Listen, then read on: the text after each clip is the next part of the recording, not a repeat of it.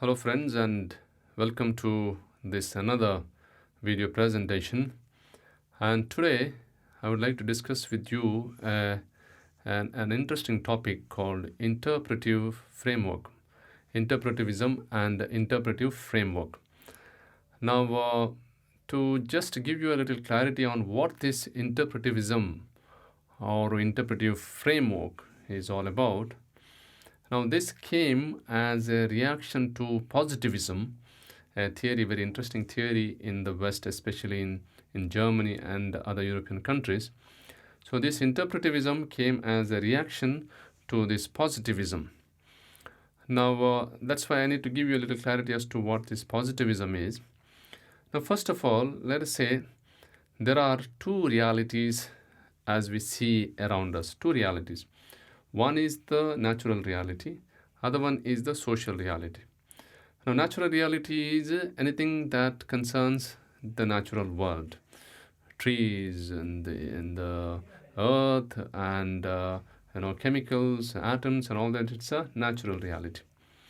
And social reality is it has to do with individuals. It has to do with the human beings and the relationship among human beings. So that's the social reality.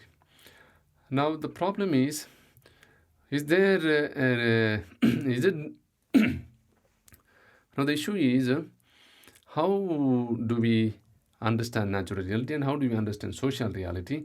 The way we approach natural reality, is it the same that we approach social reality? Is what this positivism and this interpretivism is all about. The positivist would say that the knowledge, certain knowledge, they called it positive knowledge. The certain knowledge is the knowledge that comes out of reason and logic. Reason and logic. So who gives you this certain knowledge? It is only the natural reality which can give you this certain knowledge or positive knowledge, definite logic out of reason and logic. So this is how positivists would look at, and they would say only that knowledge is valid. That which comes from the natural reality, that knowledge is a valid knowledge. In other words, any knowledge that comes from our interaction with the human beings and fellow, our neighbors and others, that knowledge that comes, through our interaction through social sciences, that is not a certain knowledge, that's not a definite knowledge, is what the contention of the positivist was. So for them, the actual knowledge is that which comes out of reason and logic. So any other knowledge is not valid. But as a reaction to this, there were these social scientists who came up and said, no, there is also validity for the knowledge that comes from social interactions. And that's why social sciences also are as valid as natural sciences. But they also said, the social scientists also said, that let us say when social scientists interact with the fellow human beings, the knowledge that emerges is not an objective knowledge. So they were very sure about it, and they did not try to justify and say that even that knowledge is valid despite its not being objective. They did not say that. They accepted that such knowledge is not objective. Why it is not objective? Because you deal with other human beings. And that's why, since you are involved in it, certain amount of subjectivity comes into the play. And that's why you cannot be absolutely objective in social reality, because you are involved in it. Whereas in natural reality, you can be absolutely objective because you are not actually, involving in the sense that you are dealing with molecules and atoms and chemicals and so on. So actually speaking, as a human being, you can distance yourself from the world that you deal with. And that's why the knowledge can be certain there. All natural sciences or physical sciences, knowledge is based on certain logic and reason. So it is possible that you get objective knowledge, which is not possible in social sciences. And yet social scientists said that this Knowledge, even if it is not objective, it is valid. So why it is valid? We will come to that, why it is valid, and what researchers and social scientists say about this. Now, coming back to the whole aspect of interpretivism, the chief proponents of interpretivism were, the famous social scientist Max Weber, German social scientist and philosopher. He was the chief proponent of this interpretivism. And then you have Alfred Shirt, another German philosopher, Ludwig Luckmann, another German philosopher, and several others who were very, very, very aggressive, I would say, and very, let's say, analytical, as well as very deep in their thinking of the interpretivism. Now, give you a little clarity about what actually interpretivism all about, or interpretative frameworks are all about. Interpretivism is nothing but interpretations.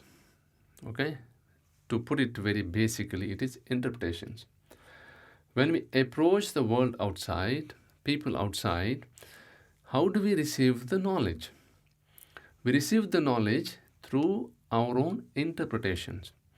How we look at the realities through our own interpretive frameworks. In other words, let's say when somebody tells me something, I interpret it from the way I look at that person and that reality.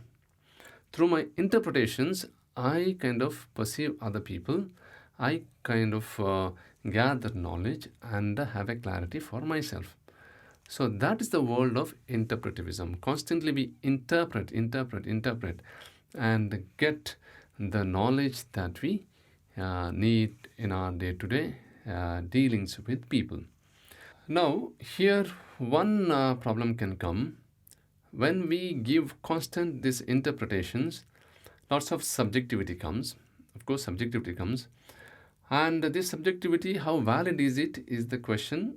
Constantly the natural scientists and others would attack the social scientists and ask this question: how valid is this? Because lots of subjectivity comes into this play. For this, the social scientists would say that here is an opportunity for us, for human beings, to observe from the inside. To observe from the inside. Of course, you may say it is not an objective knowledge, and yet it is possible that you go and observe from the inside. In other words, you look at the person, look at reality outside from the other side, from the point of view. Now, let's say if somebody comes and speaks to me, maybe I may have to look at him not from my point of view, but from his or her point of view. That means you are taking the other side. So there is an opportunity, is what these interpretive scientists, social scientists would say, to look from the other side, look from the opposite side. Now it is subjective, yes, because it is processed through what is known as interpretive frameworks. That's why it is the subjective knowledge. Now what are these interpretive frameworks? The interpretive frameworks are nothing but our long-held beliefs, our customs, our traditions, and the history. All these are interpretive frameworks. So in other words, these interpretive frameworks are those aspects which tremendously influence our thinking. They have some sort of an influence and some sort of they're agents of they're agents which kind of direct our thought patterns and our behavior. And that's why they are known as interpretive frameworks. In other words, the people who influence us through their thinking and through their constant guiding and so on, the people who influence us, these also become our interpretive frameworks. So it is through these interpretive frameworks that we process the knowledge that we get from the outside world, especially in our interactions with the other human beings. Now, coming to Max Weber, he is the one, as I said, who spoke a lot on interpretivism and interpretive framework. Max Weber. So he would say that human actions should be understood through how individuals subjectively relate to one another. So human actions should be interpreted as human actions should be understood through how individuals subjectively relate to one another. This concept he termed as in German Westerhen. Westerhen. So he called this concept as Westerhen. So what he's trying to say is we, in our relation to others, we constantly have our own subjective framework. Subjectively, we relate to the other person. And when I try to understand you, he would very clearly say, I must try to understand you from your point of view. Okay, from your side of the story. I need to understand you. And that's how this social reality constantly happens. And what helps in this process is our interpretive frameworks. The social reality, will function when this Westerhand takes place. Okay, social reality will function. Otherwise, if you constantly try to process this knowledge only from my point of view, my point of view, this social reality can collapse. In fact, in many places, this social reality collapses when I have only my way or the highway. So the social scientist Max Weber would say this Westerhand is something which is very important for the social reality to function beautifully. If it has to function, this Westerhand has to be there. In other words, I look at reality from your side. Not just, let's say, story about you, but the whole functioning of social reality also, if I can look at it from different angles. And that's what Max Weber would say, human beings have the capacity to process knowledge in many different ways. So they have lots of alternatives with them. And from these alternatives, the human being can pick up the right and the most proper alternative to process knowledge and to interact with the other social realities. And that's where he would say, let's say, natural scientists perhaps would do experiment and they may not have alternatives in their experimentations. But social scientists have lots of alternatives and they will choose the best alternative. And that's where I also referred to another social scientist called Alfred Shirt. He would say, let us say, when a natural scientist deals with molecules, atoms, chemicals, and so on and so forth, when deals with such, let's say, natural phenomenon, it makes no difference to them. It makes no difference to those molecules and atoms and so on and so forth. It doesn't make any difference. His interaction with them has absolutely no consequence to them. Okay, and they because they are all natural realities. But it is not the same thing with the social scientist. When a social scientist deals with social realities, in other words, communities and people outside, since he or she is constantly involved in it, it has a direct effect on the people he or she deals with. And that's a big difference between a natural scientist and a social scientist, or let's say natural reality and social reality. Because here you are involved totally in this interpretivism, and that's why it affects the other person, and it is subjective.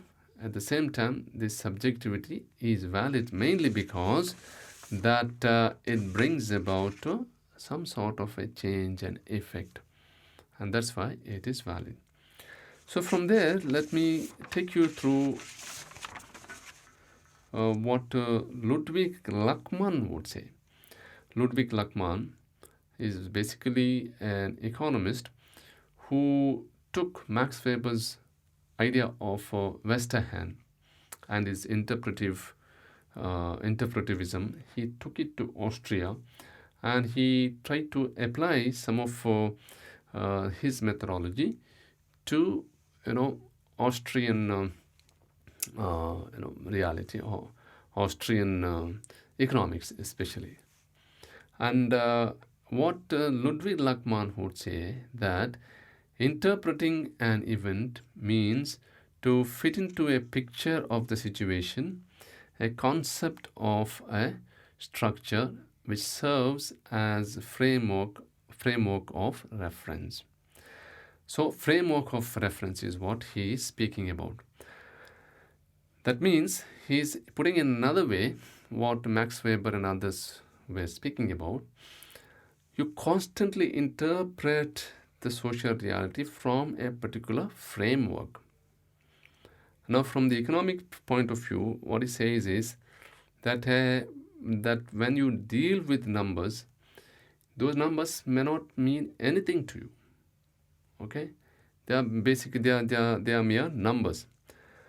He would say that interpretive frameworks are a composite of beliefs, feelings, expectations, goals, and knowledge. And since he was dealing with economics, he would say that people do not act upon numbers. Okay, they have to deal with a lot of numbers, but they do not act upon numbers, but they try to interpret what those numbers mean to them. If those numbers mean something to them, yes, those numbers, they are quite interested in those numbers, and they interpret numbers from their framework. Otherwise, just numbers may not mean anything to them. Now, Luckmann also, just like Max Weber and others, would say that we process information that we get from outside reality based on long-held beliefs, traditions, and also how people are influenced by other people. All these can be collectively called as frameworks from which they interpret everything, including information and social realities and social situations. And then, if I have to also speak a little bit about what, let's say, Frankfurt School would say. Frankfurt School also was indirectly proponent of this interpretive framework, especially Jürgen Habermas. He spoke quite critically about positivism. He was opposed to positivism, and he brought about lots of clarity on this interpretive framework and interpretivism, and said he upheld the role of social science in subjectively understanding human behavior. So if you have to understand human behavior, the role of social science is utmost important, is what Habermas would say. So just through this, let us say, natural reality, and how we look at natural reality, and getting only knowledge out of natural reality will not help us to deal with the social reality. And for social reality, you require a different framework. And what framework works is an interpretive framework.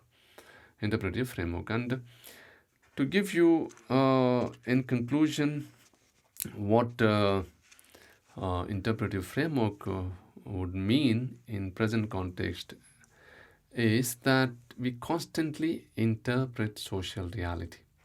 To interpret social reality, we require interpretive frameworks. And what are those frameworks? Our long-held beliefs, traditions, culture, and our social interactions, and the influence that we have from other people. All these come under this broad category called as the interpretive frameworks. And through these interpretive frameworks, we constantly interact with the social reality, or we interact with the other fellow human beings.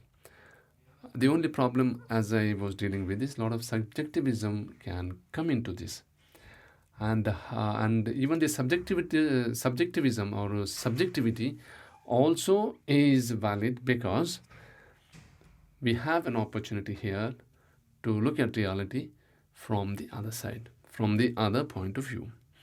And that's why interpretive framework in today's world is relevant, mainly because that when we have a well-designed interpretive framework, it is possible that this social reality can be strengthened. And that's why Max Weber becomes in many ways relevant in today's world also, not just because of the many social theories that he has given, but particularly also because of the interpretive framework, the interpretivism that he speaks about, that he and his contemporaries are even relevant today. So thank you very much, and hope to see you in another video as well.